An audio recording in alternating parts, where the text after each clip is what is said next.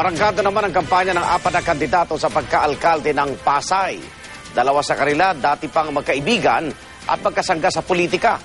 Magkaalyado rin noon ang magkatunggali ngayon sa pagkaalkalde ng Navotas.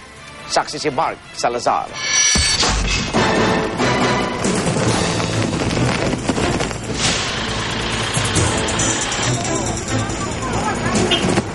Dito sa Navotas, di na bago ang mga tagpong tulad nito. Sa ilang oras na buhos ng ulan, baha agad ang tumatambad.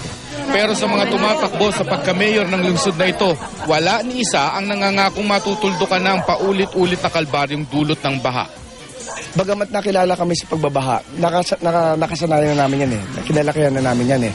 Mas matinding problema sa amin dito ang kakulangan ng trabaho, ang kahirapan. Ngayong Mayo, haharapin ni Javier na siyang kasalukuyang vice-alkalde, si re-electionist Mayor John Ray Tiangco. Dati silang magkapartido. At sa saliw ng jingle nilang Pusong Bato, nag-ikot kanina mga pambato ng Liberal Party sa depressed area ng Navotas. Tulad ng sulit ng gusto ko.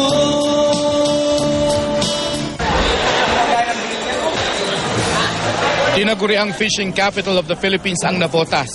Kaya ang tanong kay Mayor Tiangco na tumatakbo para sa ikalawang termino sa ilalim ng United Nationalist Alliance, ano ang mga nagawa niya para tulungan ang mahihirap sa Navotas?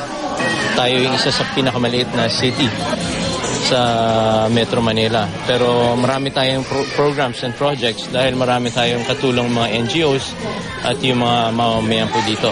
Sa Barangay Tanza, nag-ikot si Tiangco sa saliw naman ng Cha-Cha-Cha ng Itbulaga.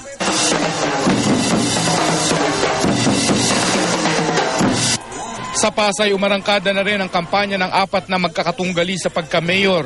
Kasamang nag-ikot ni Jorge del Rosario ng Nationalist People's Coalition kahapon ang kanyang balaing si Senador Bong Revilla Jr. at kaibigan nitong si Philip Salvador.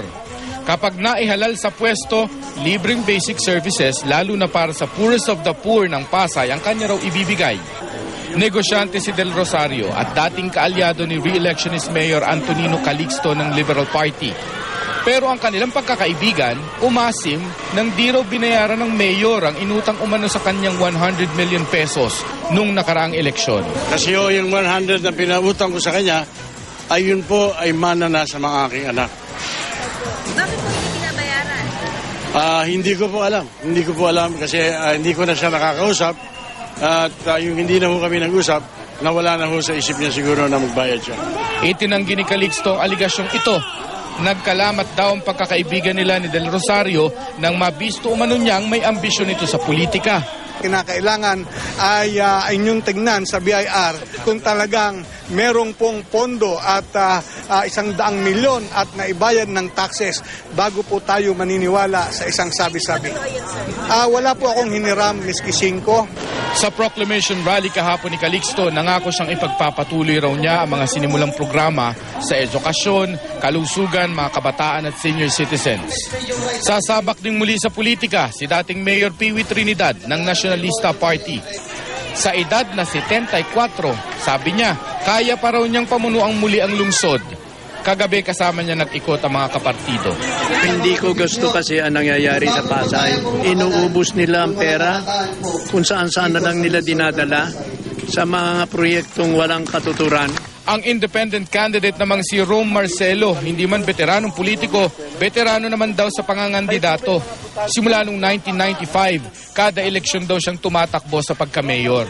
Ito ay isang naging mission ko para sa Pasay. Mula nang ako'y makakilala sa Panginoon, naniniwala ako na ang pera ay hindi hadlang sa isang mabuting hangarin. Ako, si Mark Salazar, ang inyong saksi.